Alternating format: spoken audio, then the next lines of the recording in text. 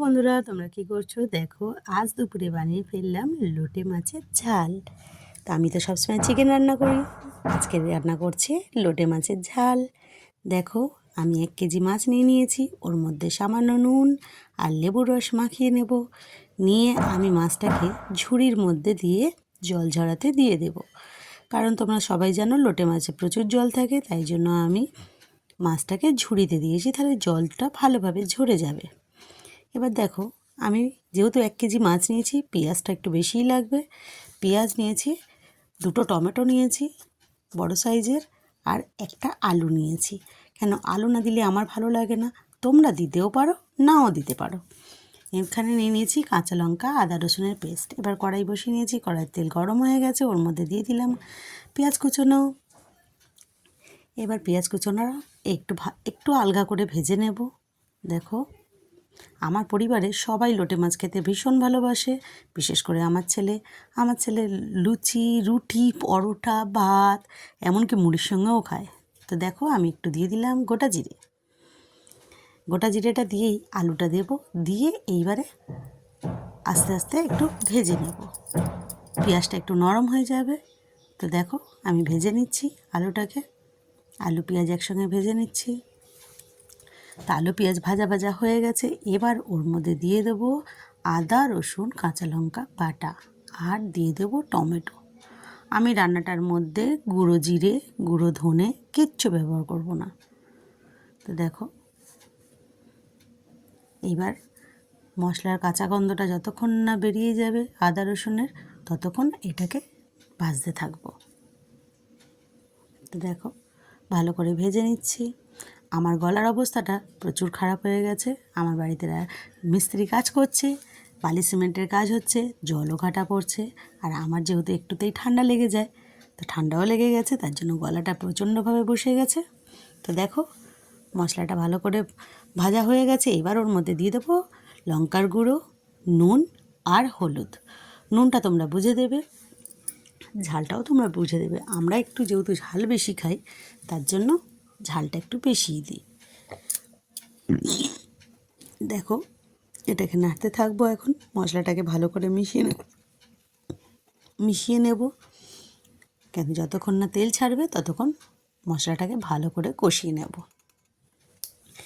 এইবার মশলাটাতে একটুও জল দেব না, যেহেতু লোটে মাছে প্রচুর জল বেরোয়। দেখো, মশলাটা কত সুন্দর কষানো হয়ে গেছে, সাইড থেকে তেলও ছেড়ে দিয়েছে। এইবার ভালো করে ওই মশলাটাকে চাড়িয়ে দেব কড়ার মধ্যে। কেন, মাছটাকে এবার আমি ওর মধ্যে সাজিয়ে দেব। আমি তো বললাম যে মাছটা আমি কাঁটা ছাড়িয়ে রান্না করব, কিন্তু অনেকে সিদ্ধ করে কাঁটা ছাড়িয়ে ফেলে। আমি মাছটা রান্না করতে করতেই কাঁটাটা ছাড়াবো। তো কেমন করে করব সেটা তোমরা দেখতে থাকবে। দেখো, প্রথমে মাছটাকে আমি সাজিয়ে নিলাম, গ্যাসের ফ্লেমটা একদম আস্তে দিয়েছি, নালে মশলাটা পুড়ে যাবে। আর জল যেহেতু এই মাছে দেবো না, এই মাছের জলেই মাছটা রান্না হবে, তার জন্য গ্যাসের ফ্লেমটা আমি আস্তে করে দিয়েছি। এবার মাছগুলোকে ভালো করে সাজিয়ে নিলাম। প্রত্যেকটা মাছ আমি একদম ভালো করে সাজিয়ে নিয়েছি। নিয়ে এইবার 5 মিনিটের জন্য আমি ঢাকা দিয়ে দেব। গ্যাসের ফ্লেমটাকে সব আস্তে রেখে দেব, দিয়ে 5 মিনিটের জন্য আমি ছেড়ে দেব।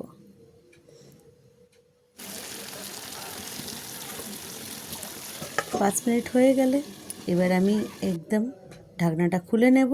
এইবারে নিয়ে নিচ্ছি কাঁটা চামচ।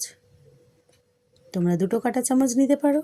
যেহেতু আমার তো ফোন ধরার লোক নেই, ক্যামেরা ধরার লোক নেই, তার জন্য আমাকে এক হাতে ক্যামেরা ধরতে হয়, আর এক হাতে করে আমি কাঁটা ছাড়িয়ে নিচ্ছি।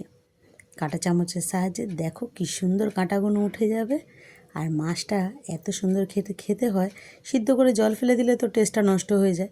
তার জন্য আমি একদম ডাইরেক্ট কাঁটা ছাড়াবো, এরমভাবে রান্না করতে করতেই কাঁটাটা ছাড়াবো।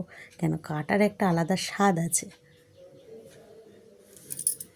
তো দেখো, প্রত্যেকটা কাঁটা আমি তুলে নেব একদম ধীরে ধীরে।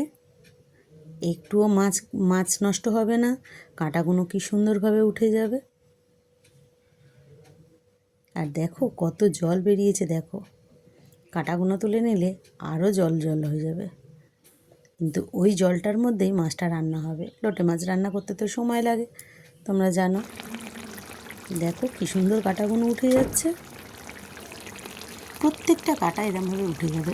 একটু ধৈর্য নিয়ে করতে হবে, কেন রান্নাটা এমনিতেই একটু ধৈর্যের জিনিস।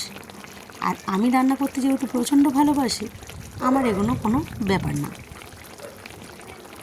আমি রান্না প্রচণ্ড করতে ভালোবাসি, খাওয়াতেও ভালোবাসি, কিন্তু আমার নিজের খেতে একটুও ভালো লাগে না। আমি কিন্তু লোটে মাছ খাই না, কিন্তু যেহেতু আমার বাড়ির সবাই ভালোবাসে, আর বিশেষ করে আমার ছেলে, তার জন্য আমি এগুলোকে বানাই। দেখো কী সুন্দর কাঁটাগুলো উঠে গেছে। দেখো মাছটা কত জল বেরিয়েছে। মাছটার জল শুকোতে শুকোতে আমি তো সব কাজ সেরে নেব।